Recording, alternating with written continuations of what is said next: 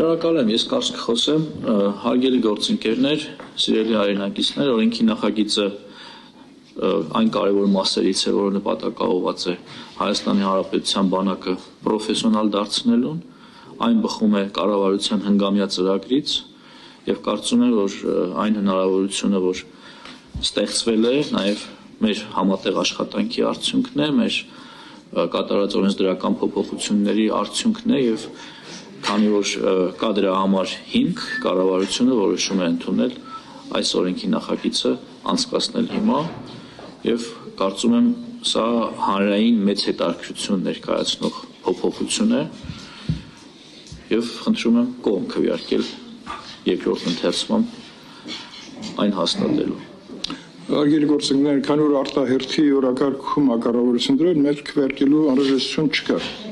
Կա։ Շատ լավ, ովքեր են կողմ երկրորդ ընթերցմամբ այս նախաձեռնությունը լիագումար նիստերի օրակարգ մտցնելու կողմ, դեմ, ձեռնպա, երկուս դրական եզրակացություն ստացանք։